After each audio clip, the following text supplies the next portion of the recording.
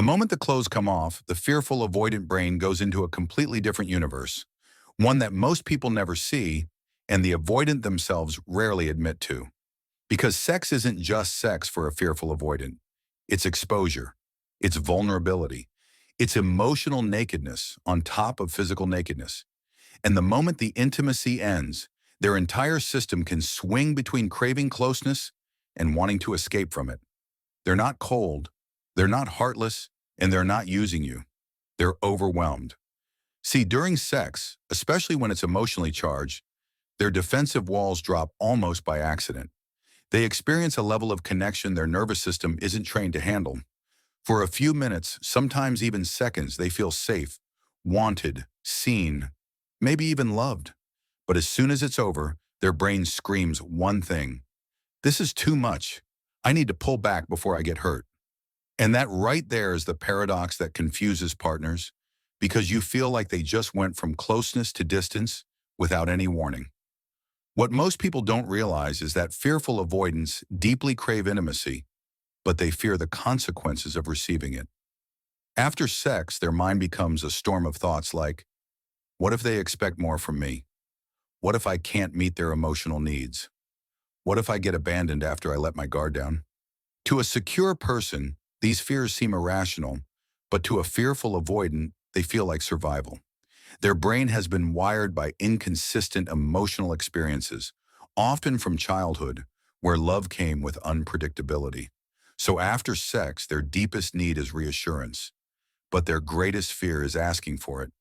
They want closeness, but they fear that wanting it will make them look too dependent, too needy, or too vulnerable. And so instead of reaching toward you, they instinctively pull back, hoping distance will keep them safe. Here's the surprising part. Fearful avoidants actually feel more connected after sex than the average person. But this connection terrifies them. They fear being emotionally tied to someone who could disappoint them, reject them, or overwhelm them. This is why many fearful avoidants suddenly become quiet, distant, or distracted afterward. They're not disinterested, they're regulating. Their nervous system is trying to return to a place where they feel in control. For some, this means going into their thoughts.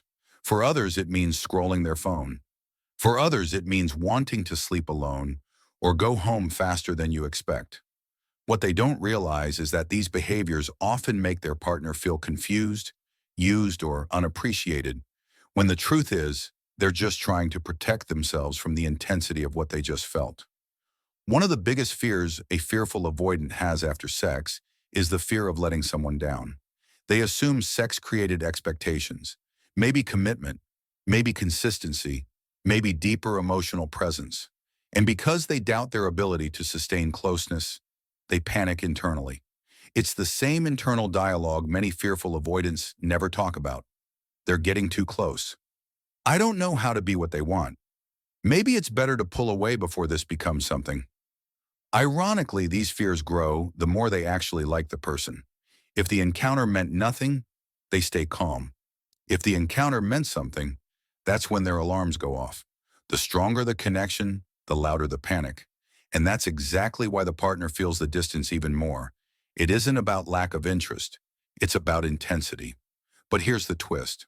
While they fear closeness, they also fear the loss of closeness at the same time.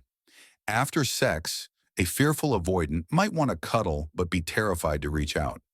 They may want reassurance but freeze instead. They may want to ask, "How do you feel about me?" but worry the answer will crush them. This creates a push-pull dynamic entirely inside their own mind. They long for the person who can make them feel safe in moments of vulnerability, but they also fear depending on anyone at all. And because of this, they often send mixed signals without intending to. They may text warmly one minute and withdraw the next. They may act emotionally open in bed, but guarded outside of it. They live with emotional whiplash, and sadly, they often cause the same for the person they care about. Another surprising need most people miss is the fearful avoidance need to feel emotionally equal after sex. If they feel you're more invested than they are, they panic. If they feel they're more invested than you, they panic. Balance is their safety zone, but emotional balance is the hardest thing for them to maintain.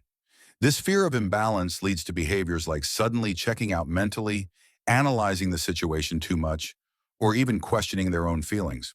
They may ask themselves, do I really like them? Or am I just attached because of the intimacy? They analyze themselves until they numb themselves, another self-defense mechanism that confuses their partner. Perhaps the deepest fear of all is the fear of being truly known.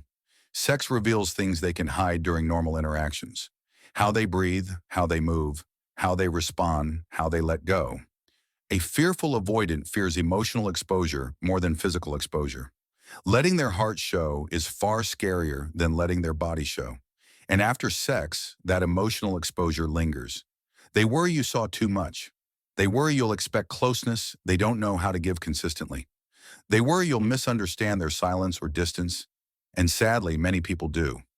Because the fearful avoidant isn't trying to push you away.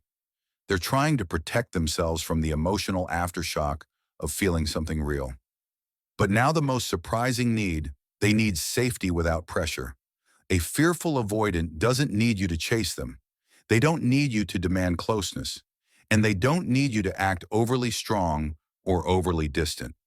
What they need is emotional steadiness, a calm presence, a non-judgmental response to their shifts.